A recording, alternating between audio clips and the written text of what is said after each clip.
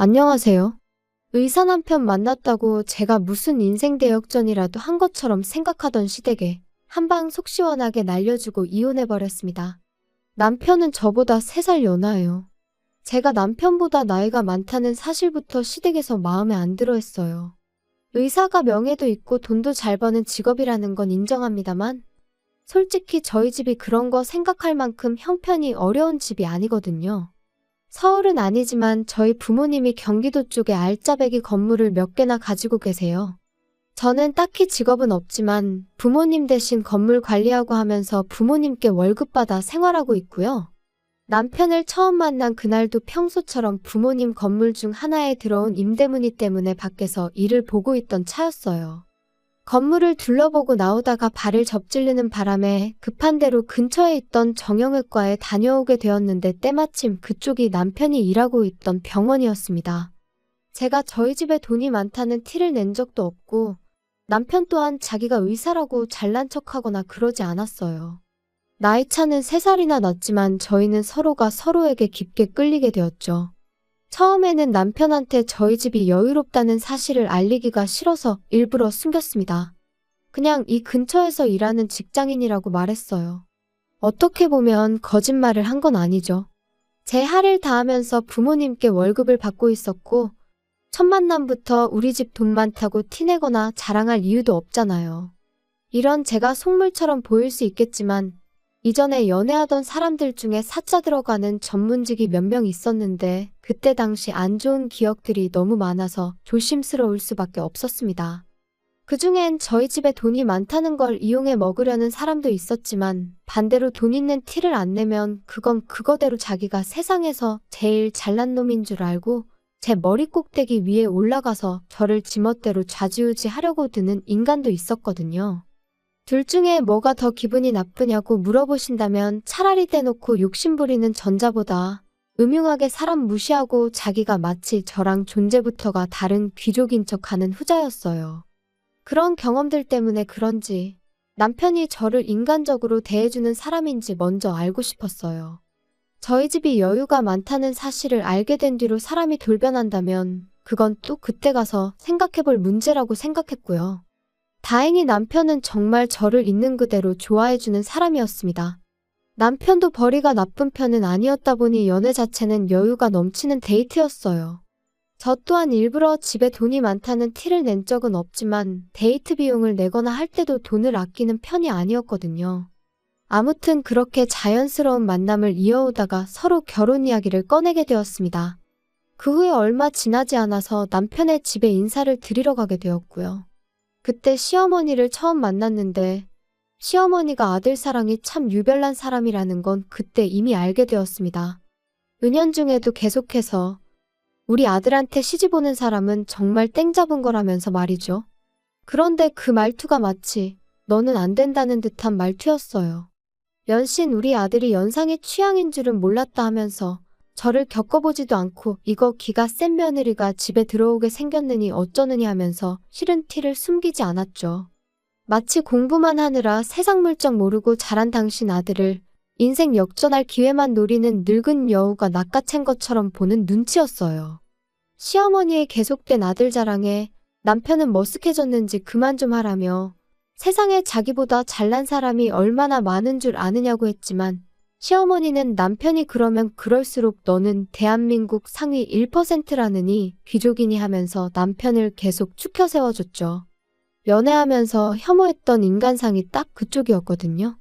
자기 직업 하나 믿고 세상 사람들을 자기보다 아래라고 깔고 보는 사람들 말이에요. 남편은 그런 사람이 아니었지만 시어머니가 될 사람이 그런 사람이라는 사실이 달갑지만은 않았습니다. 그래도 끝까지 결혼을 결심한 건 제가 결혼을 해도 남편이랑 하는 거지 시어머니랑 하는 게 아니라고 생각했기 때문이에요.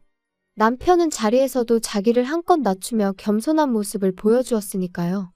거기에 그날 인사를 드리고 난 뒤 어머니는 자기가 꼭 책임지고 마음을 돌려놓겠다고 이야기를 했으니 아들 말이라면 껌뻑 죽는 사람인데 남편이 중간에서 역할만 잘해준다면 아무 문제 없겠다 싶었죠.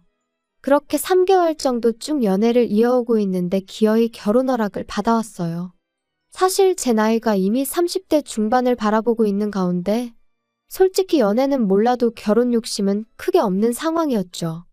그렇다고 당시 남편이 저나 저희 집 재력을 정확하게 파악을 하고 있지 않은 가운데 부모님 반대에도 불구하고 끝내 결혼 허락을 받아온 모습이 한편으로는 감동적이었고, 이 사람이라면 결혼해도 평생 행복할 수 있겠다는 확신까지 주었습니다. 그렇게 저도 결혼 준비를 시작했고요. 그 후에 바로 남편이 저희 집에 인사를 드리러 가게 되었는데, 그때 처음 저희 부모님이 건물 몇 개를 가지고 계신다는 사실도 말해줬죠. 그 후에 상견례를 하기 전 시어머니를 다시 만날 기회가 있었습니다. 직접적인 말은 꺼내지 않았지만 그 자리에서만 몇 번이고 결혼하면 아내가 남편 뒷바라지를 잘해줘야 되는 거라는 이야기를 하셨죠. 나이가 많다고 아들 기죽이고 그러면 안 된다는 식으로도 이야기를 했는데, 저는 그런 말들이 전부 결혼을 허락해줬으니 말 그대로 아들 기죽이지 말라고 꺼낸 이야기인 줄로만 알았어요. 상견례 자리에서 꺼낼 말들의 밑밥이었다는 건 생각도 못했죠. 상견례 자리에서 시어머니는 또 다시 한번 의사아들 자랑을 시작했어요. 이미 저희 집이 금전적으로 부족함이 전혀 없는 상황이란 걸 알고 있었을 텐데도 불구하고 의사 사위 얻는 걸 아주 땡 잡은 줄 알라는 식으로 나오셨죠. 의사 사위라는 게 돈만 있다고 해서 얻을 수 있는 게 아니라는 식으로 말이에요. 남편은 아주 질색을 하면서 시어머니가 아무 말도 못하게 막으려고 노력했지만 이미 터진 시어머니의 입을 멈출 수 있는 사람은 없었죠. 사람이 돈만 있다고 되는 게 아니라고, 결국엔 명예가 있어야 그 돈도 가치가 있고 빛나는 법이라며 집안에 의사 식구가 들어오는 걸 대박 잡은 거나 마찬가지라고 계속 열변을 토하셨어요. 저희 부모님이 그런 말에 눈 하나 꿈쩍하실 분들이 아니었는데 시어머니가 심기를 거슬리는 말을 기어이 먼저 꺼내더군요. 예비사돈이 건물을 몇 개나 가지고 있다고 들었는데 이참에 사위한테 병원 하나 차려주면 어떻겠냐고 하더군요. 의사아들 키워낸 값이면 못해도 예단으로 한 5억 정도는 해오셔야 할 텐데 병원 하나 차려주면 예단 문제로 길게 말을 하지 않겠다고 하는 겁니다. 상견례 자리에서 금전적인 이야기부터 꺼내는 건 안 좋은 것 같다고 저희 부모님께서 말을 먼저 자르셨고, 그런 이야기는 추후에 애들 결혼 준비하는 거 보고 다시 나누자고 잘 이야기를 하셨어요. 하지만 저희 부모님은 기분이 몹시나 상한 눈치였습니다. 의사 그까짓 게 뭐가 대수라고 저렇게 유세를 떠냐고 결혼을 엎어버리는 게 맞는 거 아니냐는 심한 말도 하셨어요. 당시 저는 남편이 정말 좋은 사람이라고 생각했어요. 의사라는 직업이나 그런 걸 떠나서 그냥 저라는 사람 그 자체를 좋아해준 사람이었으니 그 만남이 마치 세기의 만남이라도 된 것 마냥 생각해서 파혼은 하기 싫다고 했죠. 결국 부모님을 설득해 결혼을 진행하기로 했어요. 시어머니가 요구한 개업은 어떻게 절충해서 부모님이 알짜배기 상가건물 공실 하나를 권리금이나 계약금, 세도 향후 3년 동안은 받지 않기로 해서 병원 자리만 해줬습니다. 인테리어도 어느 정도는 도와주셨으니 거의 차려주신 거나 마찬가지였죠. 병원에 필요한 장비나 그런 것들은 전부 남편이 남편 집에서 알아서 해오는 걸로 했어요. 그도 그럴 게 그거 외에는 남편이 결혼 비용을 아무것도 할 필요가 없었거든요. 집에 자동차부터 혼수, 집에서 쓸 국그릇 하나까지 전부 다 저희 집에서 해가기로 했거든요. 들어간 돈만 따지고 보면 시댁 쪽도 병원에 들어갈 기자재들 사느라 지출이 컸겠지만 비교조차 할 수 없을 만큼 저희 집에서 큰 돈을 해간 거나 마찬가지였죠. 그러니 돈에 환장한 시어머니와도 아무런 문제 없이 그렇게 결혼을 진행하기로 이야기를 끝낼 수 있던 거였고요. 결혼하고 알게 된 건 병원 일이라는 게 제가 생각했던 것보다 많이 바쁘다는 거였어요. 월급 받고 일할 때랑은 또 다른 것 같더라고요. 의사가 돈을 잘 번다고는 하지만 쉽게 번다는 생각은 들지 않더라고요.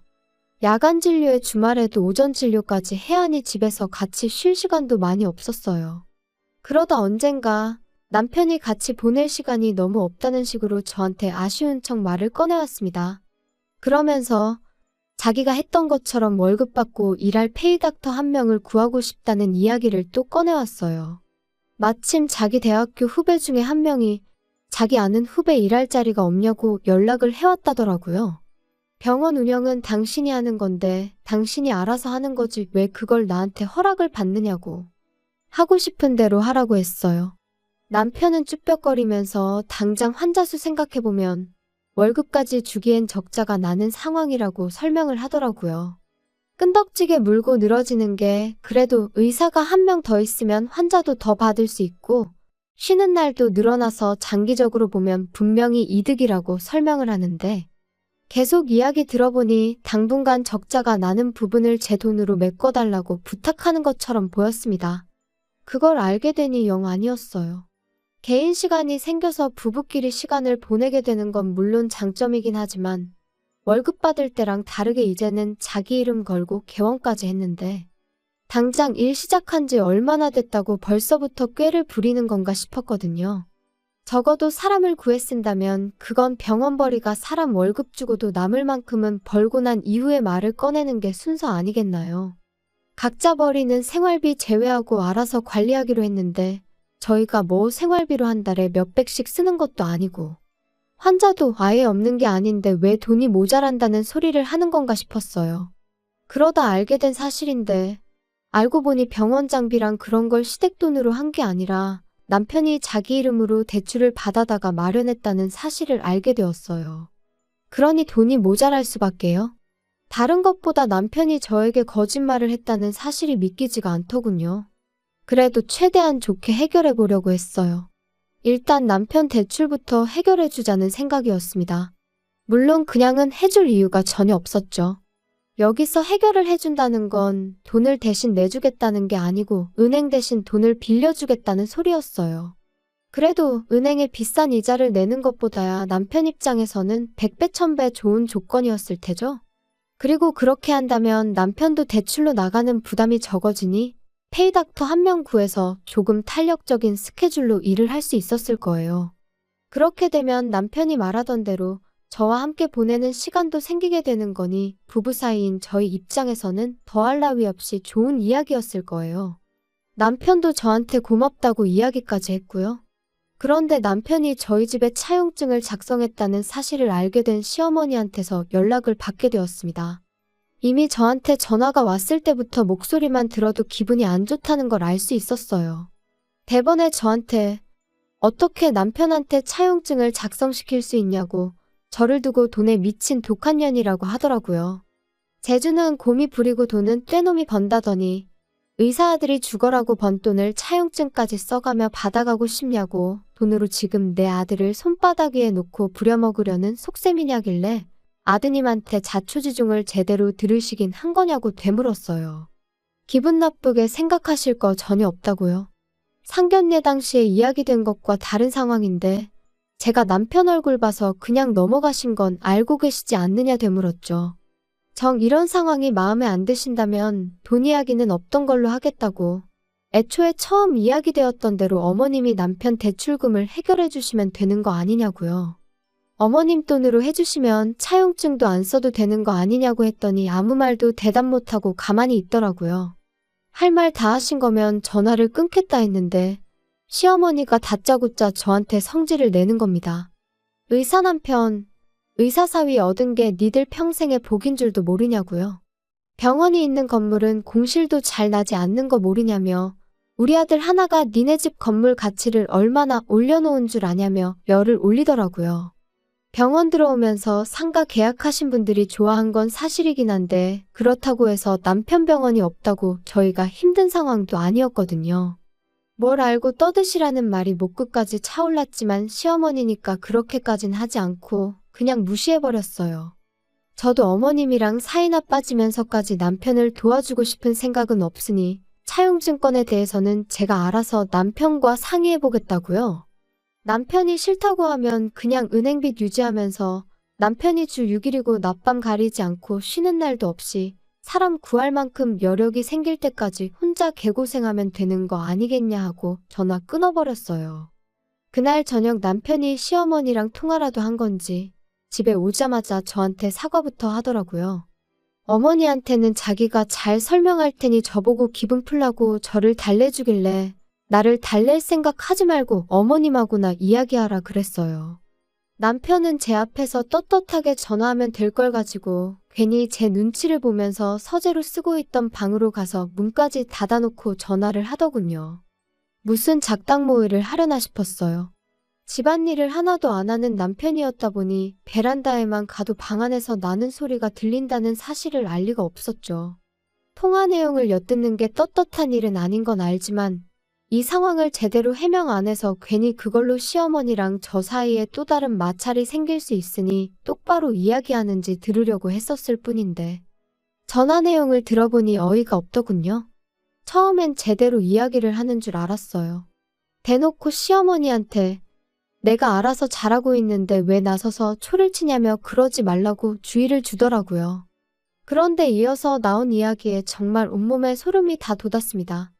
일단 이렇게 해서 장인 장모한테 신뢰 좀 쌓아놓고 병원 건물 명의부터 집 명의까지 싹 다 내 명의로 돌리든 공동 명의로 돌려놓아야지 이혼하면 뭐라도 우리 손에 떨어진다며 갈 길이 구만리인데 왜 이렇게 성급하시냐며 짜증을 내더라고요.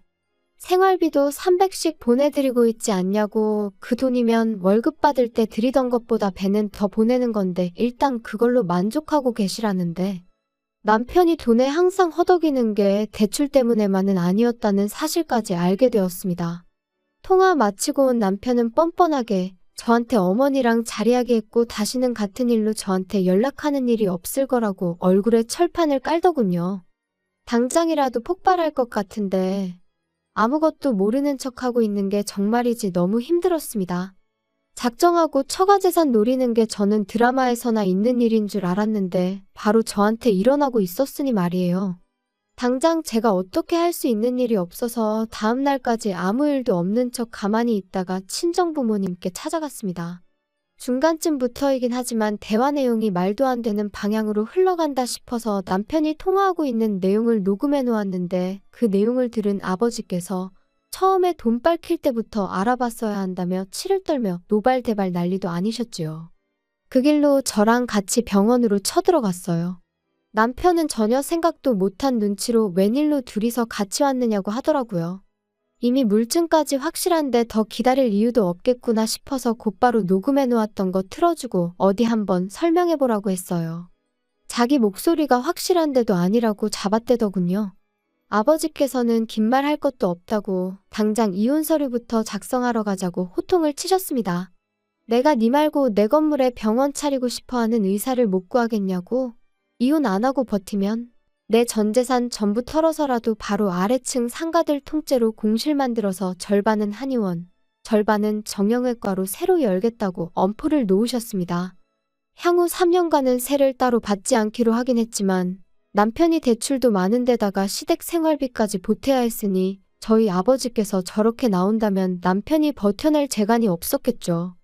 바로 다음날 시어머니까지 찾아와서 앞으로는 욕심부리지 않겠다고 남편과 같이 손이 발휘되도록 싹싹 비는데 오히려 그런 모습을 보니 그나마 남아있던 정까지 뚝 떨어졌어요. 위자료 얼마 되지도 않는 거 소송까지 가고 싶은 마음도 없었으니 그냥 빨리 이혼 서류에 도장이나 찍으라고 한마디 했죠.